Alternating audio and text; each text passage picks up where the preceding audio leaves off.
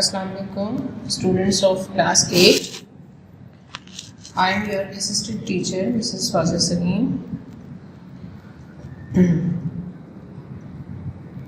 As you know, our new chapter has been started from our previous class. Okay, now we are going to take our explanation remaining chapter, and the current chapter, that was the chapter 6, climate of the world, and these are the topics this chapter, as I told you in our previous class: the equatorial climatic region, the monsoon climatic region, the Mediterranean climatic region, the tropical climatic region, the hot and dry climatic region, the tundra climatic region. And in our previous class,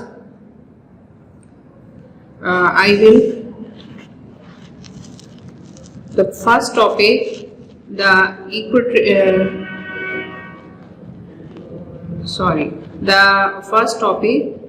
equatorial climatic region आपको explain कर दिया गया था.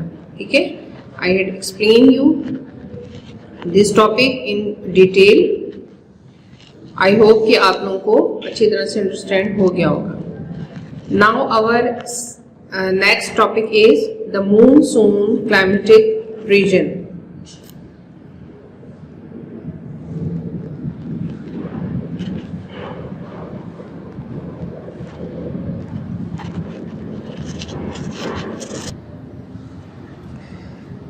Next जो आपका topic है आज का, उसको पढ़ने से पहले आई थिंक कि हमें थोड़ा सा रिकैप कर लेना चाहिए अपनी प्रीवियस क्लास का, कि हमने अपनी प्रीवियस क्लास में क्या पढ़ा था.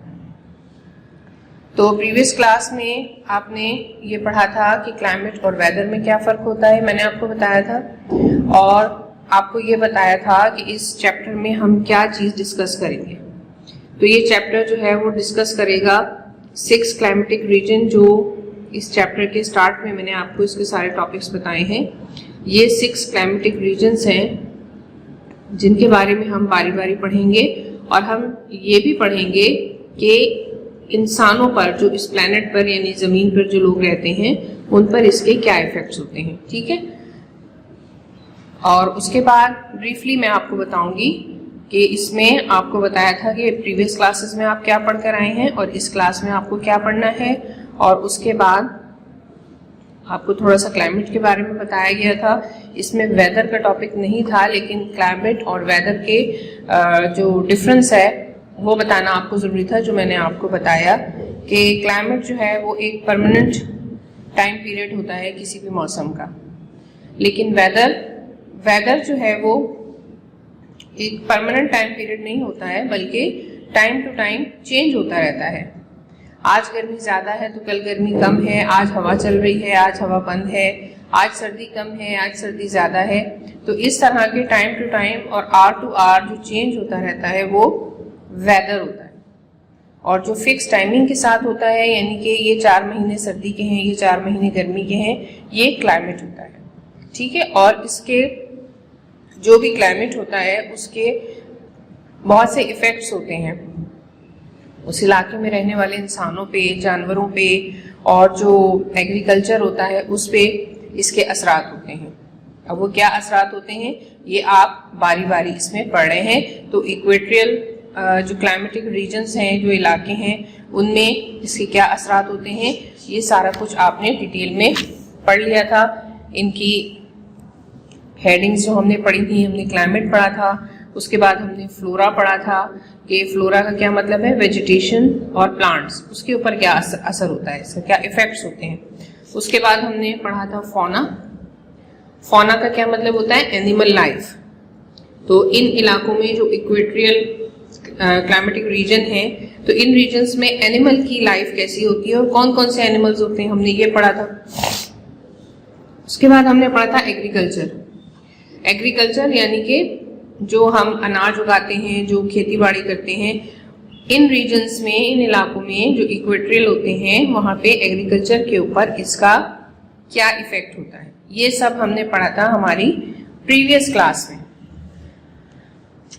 Now we are going to our next topic and the next topic is the monsoon climatic region. Monsoon क्या होता है, हम इसकी रीडिंग करने से पहले मतलब कि ऑफनली हम भी हमारी नॉर्मल जो लाइफ है उसमें हम देखते हैं कि मॉनसून बारिश के मौसम को कहते हैं। मालूम होगा ना आप लोगों को, मॉनसून बारिश का मौसम होता है जिसमें जो है मुख्तलिफ रीजन्स में बारिश होती है। अब ये क्लाइमेटिक रीजन है, ये हमारा आज का न्यू टॉपिक है जो हम पढ़ेंगे और इंशाल्लाह इसका एक्सप्लेनेशन जो है वो आपको दिया जाएगा और आई होप कि आप इसको पूरी अटेंशन के साथ सुनेंगे और समझने की कोशिश करेंगे। You have read much about monsoon in the previous classes. You know that the word monsoon is derived from the Arabic word मौसम। ये आपसे कह रहे हैं कि मॉनसून के बारे में आप अपनी प्रीवियस क्लासेस में बहुत ज़्यादा पढ़कर आए हैं और आप ये जानते हैं कि मॉनसून का जो वर्ड है वो अरबिक से एडॉप्ट किया गया है, अरबिक लैंग्वेज जो है उससे एडॉप्ट किया गया है और इसका जो अरबिक वर्ड है वो है मौसम, जिसका मतलब है सीजन, मौसम। Monsoons are those winds that appear in particular seasons, unlike the trade winds which blow continuously. In South Asia, the monsoon come from the Indian Ocean. अब साउथ एशिया जो है उसमें मॉनसून कब आता है, कहाँ से आता है? इंडियन ओशन से आता है, ठीक है। और ये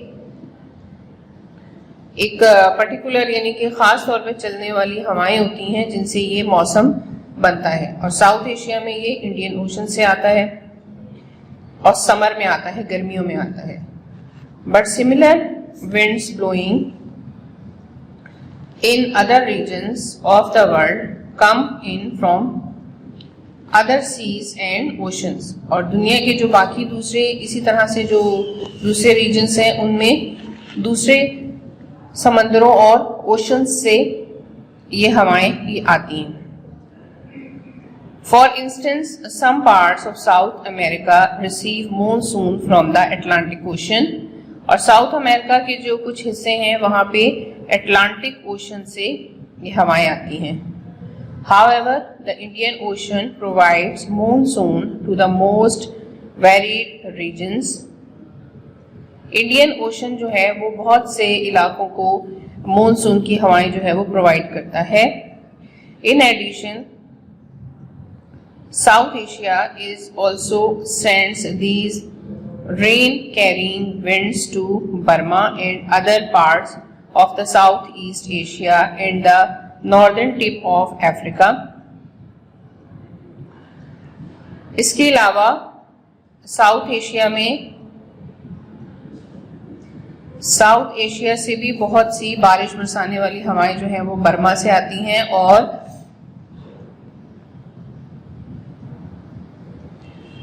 और इसके अलावा साउथ ईस्ट एशिया और इसके जो नॉर्दर्न एरियाज हैं वो अफ्रीका के नॉर्दर्न एरियाज से भी आती हैं। All areas that receive monsoon from any ocean are included in monsoon climatic region. Most of these areas are situated on the eastern sides of continent. जितने भी इलाके हैं जो मॉनसून को रिसीव करते हैं वो किसी न किसी ओशन के जरिए से उन्हें हासिल होते हैं, जितने भी क्लाइमेटिक रीजन हैं। और बहुत सारे इलाके इसके जो है वो ईस्टर्न साइड जो हैं वो किसी भी कॉन्टिनेंट के ईस्टर्न साइड्स में मौजूद होते हैं। उसके बाद क्लाइमेट, जो मॉनसून क्लाइमेटिक रीजन है उनका क्लाइमेट कैसा होता है।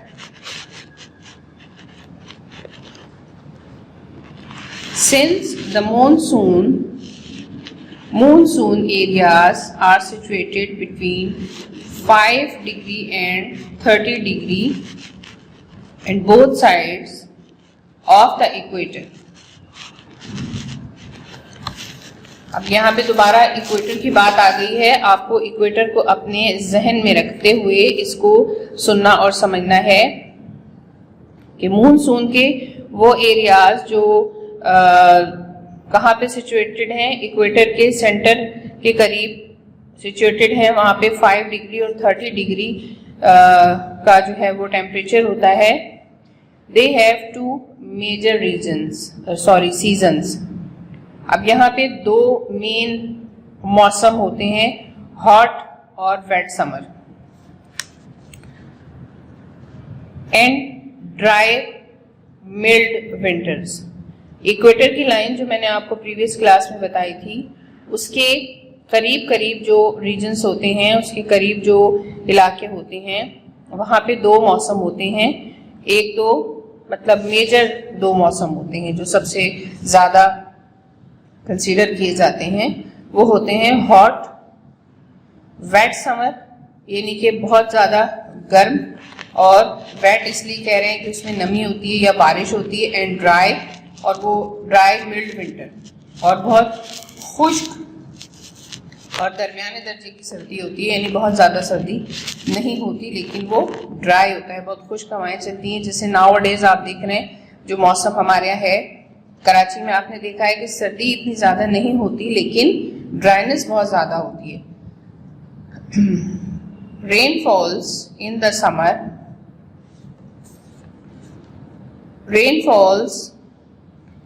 Summer, because at that time the wind blows from the sea towards the land and therefore carries water vapors। अब इस टाइम में ये होता है कि जब बारिश का मौसम होता है गर्मी में, तो हवाएं जो हैं वो समंदर की तरफ से चल रही होती हैं ज़मीन की तरफ, तो इसलिए वो अपने साथ वाटर वेपर्स लेकर आती हैं। ऑफनली आप देखें जब आप समंदर के किनारे जाकर बैठें और वहाँ की जो हवा चल रही होती है, जब ज़्यादा देर आप उस हवा में बैठेंगे तो आपको लगेगा कि किसी किसी वक्त हवा में कुछ छींटों की तरह से पानी आ रहा होता है, जो वाटर वेपर्स होते हैं, पानी के कुछ बहुत छोटे छोटे से ड्रॉप्स जिनको कहते हैं वो होते हैं जो हमारी तरफ आ रहे होते हैं। तो वो पानी समंदर से ज़मीन की तरफ जब हवा चलती है तो उसमें नमी होती है, वाटर वेपर्स होते हैं। Winter is dry.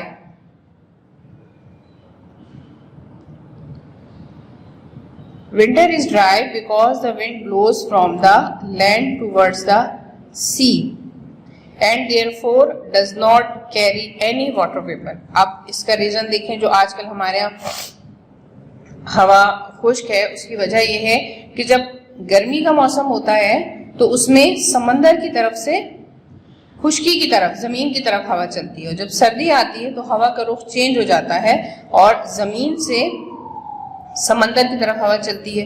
अब जाहिर है जब समंदर जो है वो तो एक पानी है ना, उसकी तरफ से जो हवा आएगी तो उसमें तो नमी होगी, लेकिन जमीन पे तो पानी नहीं है, ये खुश्क एरिया है। तो जब एक ड्राई एरिया की तरफ से हवा समंदर की तरफ जाएगी तो डेफिनेटली उसके अंदर कोई वाटर वेपर्स नहीं होंगे और वो हवा जो है वो ड्राई होगी। तो इसलिए सर्दी के मौसम में हमें इतनी ड्राइनेस फील होती है, हमारी बॉडी ड्राइनेस फील करती है, इसलिए कि हवा का रुख चेंज हो जाता है। आप इस चीज़ को ऑब्जर्व कीजिए, आप अपनी डेली लाइफ में इसको नोट कीजिए कि गर्मी में आपके जिस दरवाजे या जिस खिड़की से हवा आती है, सर्दी में उस तरफ से हवा नहीं आती बल्कि उसके ऑपोजिट साइड से हवा आ रही होती है। फॉर एन एग्जाम्पल, एक दरवाज़ा हमारे घर का वेस्ट की तरफ है और एक हमारा ईस्ट की तरफ है। तो सर्दी में अगर हमें वेस्ट की तरफ से हवा, गर्मियों में वेस्ट की तरफ से हवा चलेगी और सर्दी में आपकी ईस्ट से वेस्ट की तरफ हवा चलेगी। ये आप अपनी घर में भी इस चीज़ को ऑब्जर्व कर सकते हैं। आप इसको एज ए एक्सपेरिमेंट देख सकते हैं कि पहले गर्मियों में हमारे इस दरवाजे या खिड़की से हवा आती है और अब सर्दी में हमारे इस तरफ से नहीं बल्कि दूसरी साइड से हवा आती है, और जिस साइड को हमें बंद रखना पड़ता है सर्दी की वजह से। तो ये वजह है सर्दियों में ड्राइनेस होने की, कि गर्मी में समंदर की तरफ से खुश्की की तरफ हवा चलती है तो समंदरी ज़ाहिर है पानी है, वो पानी की तरफ से जब हवा आती है तो उसमें नमी होती है, और जब जमीन एक खुश्क हिस्सा है उसकी तरफ से हवा समंदर की तरफ जाती है तो वो ड्राई होती है। ठीक है, ये बहुत डीपली मैंने आपको एक्सप्लेन कर दिया है कि what is the reason of the dryness. और गर्मी में ह्यूमिडिटी यानी कि नमी होती है हमारी हवा में। Some areas in Pakistan and India also receive a little rainfall in winter, but that is either due to cyclone or winds coming in from the Mediterranean Sea and hot from monsoon winds. अच्छा, यही वजह है कि पाकिस्तान और India के बहुत से इलाके जो हैं वो रेनफॉल सर्दी में बहुत थोड़ी सी बारिश, आपको पता है सर्दी में ज़्यादा बारिश नहीं होती, एक आध दफ़ा बारिश हो जाती है, लेकिन ज़्यादा बारिश जो है वो हमारे यहाँ समर में होती है, गर्मी में होती है, जिसे हम मानसून का मौसम कहते हैं। और ये होता है कि जब हवा का दबाव कम होता है या और दूसरे ज्योग्राफिकल रीजंस की वजह से कुछ साइक्लोन्स आ जाते हैं जो मेडिटेरियन सी से आते हैं। ठीक है,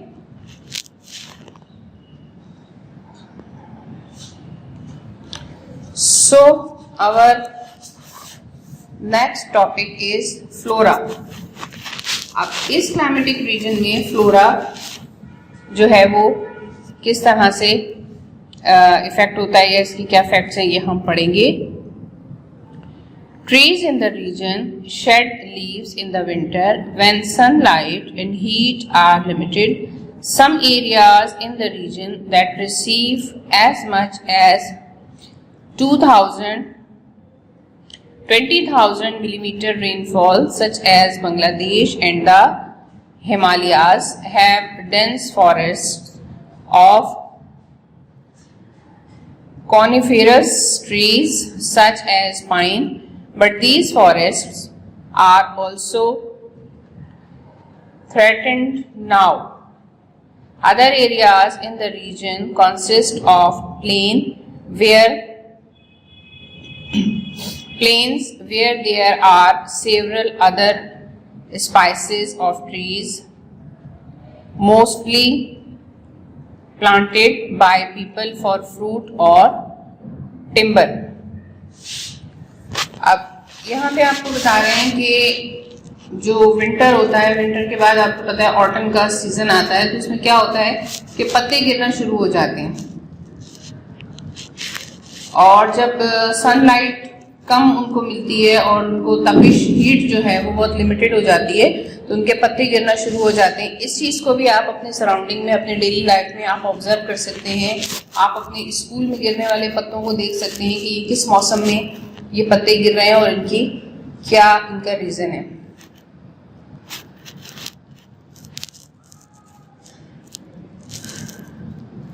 और कुछ एरियाज जो हैं वहाँ पे बहुत ज़्यादा रेनफॉल होती है, जिसमें एग्जाम्पल आपको दिया हुआ है बांग्लादेश और हिमालयाज का। तो वहाँ पे बहुत घने जो है वो जंगलात होते हैं, कॉनिफेरस ट्रीज होते हैं, ठीक है, जो पाइन ट्रीज होते हैं।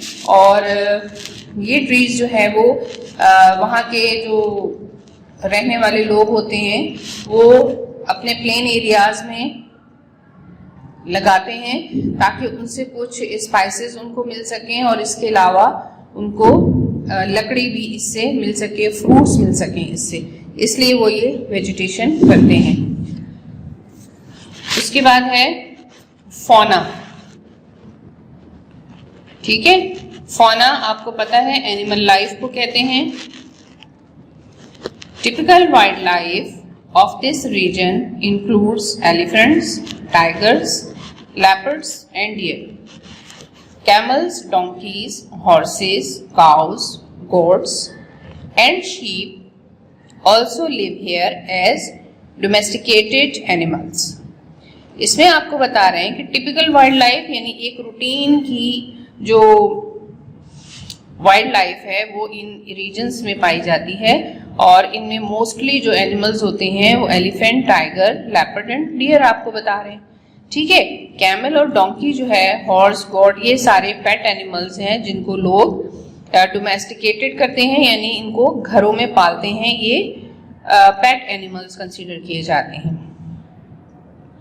Indian python and black cobra are perhaps the most famous among the reptiles. और यहाँ पे जो रेप्टाइल्स पाए जाते हैं वो है पाइथन। पाइथन एक सांप का नाम है जो बड़ा सा होता है, लेकिन उसमें कोई खास जहर नहीं होता। एक जहर के पॉइंट ऑफ व्यू से वो इतना खतरनाक नहीं होता। और उसके बाद ब्लैक कोबरा है जो कि सबसे ज्यादा खतरनाक सांप कंसिडर किया जाता है।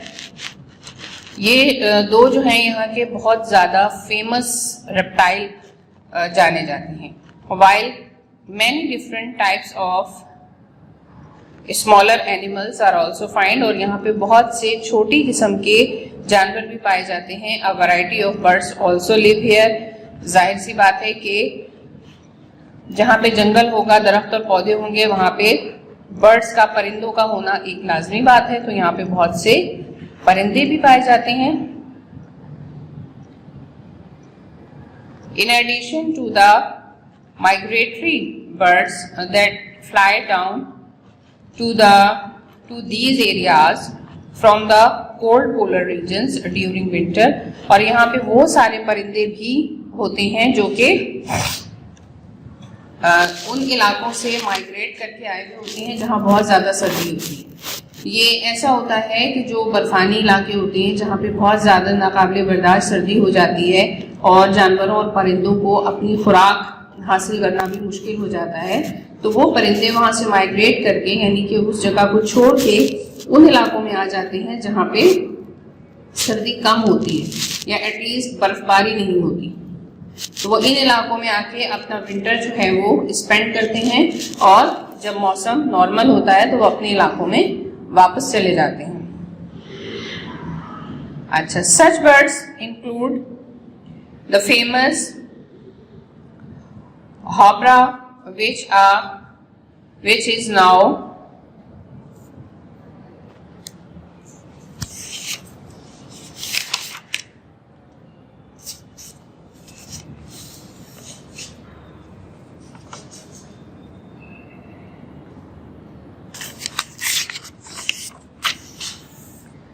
agriculture. This region is very suitable for agriculture. Not only is there heavy rainfall but also great rivers.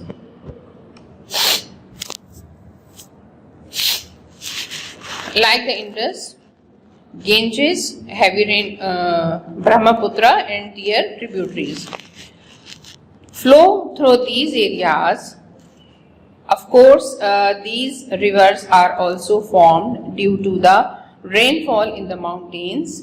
Agriculture has remained the main occupation of the people in these regions for thousands of years. ये इलाके जो हैं, कौन से इलाके?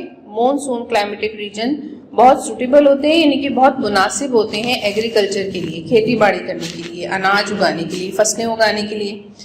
और यहाँ पे सिर्फ वजह हैवी रेनफॉल नहीं है, यानी कि ज़्यादा मिकदार में बारिश का होना नहीं है, बल्कि इसके अलावा दूसरा जो रीज़न है, दूसरी जो वजह है वो ये है कि यहाँ पे बड़े बड़े दरिया भी इन इलाकों में, इन एरियाज में बहते हैं। लाइक इंडस कौन से दरिया को कहते हैं?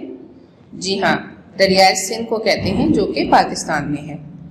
गेंजेस कहते हैं गंगा को, दरियाए गंगा जो कि इंडिया में है। ब्रह्मपुत्रा ये भी इंडिया का दरिया है और इसकी जो ट्रिब्यूटरीज हैं, यानी कि इससे जो दूसरे छोटे छोटे दरिया निकलते हैं उनको ट्रिब्यूटरीज कहा जाता है।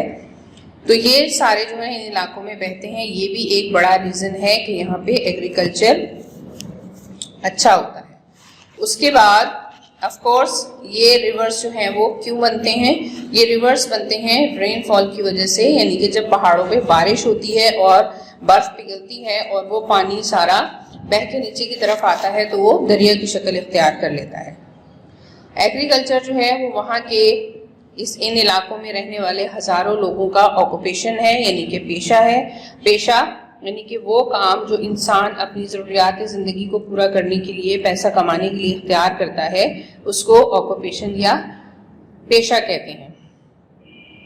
इन इलाकों का जो नक्शा है, जो इनके ये जो फॉरेस्ट्स हैं और वहाँ पे जो एनिमल और बर्ड्स पाए जाते हैं, रेप्टाइल पाए जाते हैं, आप उनको इस पिक्चर में देख सकते हैं। देखिए, सारे एनिमल्स इसमें आपको दिखाए जा रहे हैं जो इन एरियाज में पाए जाते हैं।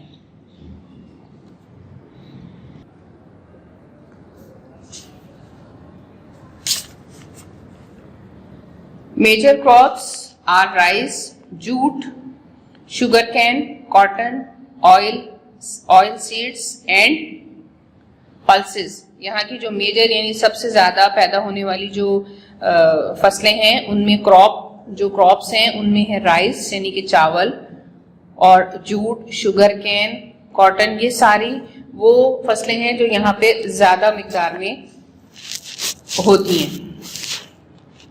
और गन्ना है, कॉटन सीड्स, ये सब आप लोगों को, पल्सेस हैं, दालें हैं। Main fruits of the region include banana, coconut, guava, mangoes and pineapples. ये वो फ्रूट्स हैं जो कॉमनली यहाँ पे इनकी पैदावार होती है।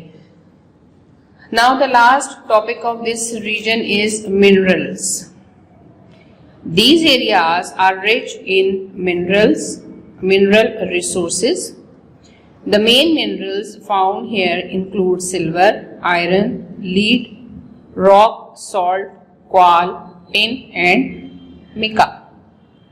Petroleum is also an important natural resource found underground in this region, although it is not included among minerals. अब यहाँ पे ये पाए जाने वाली जो मिनरल्स हैं, मिनरल्स को उर्दू में मादनियात कहते हैं, यानी वो चीजें जो जमीन के अंदर से निकाली जाती हैं या पहाड़ों के अंदर से निकलती हैं उनको मिनरल्स कहते हैं। और यहाँ पे बहुत ज्यादा रिसोर्सेज हैं, यानी कि बहुत ज्यादा जराए हैं मिनरल्स हासिल करने में।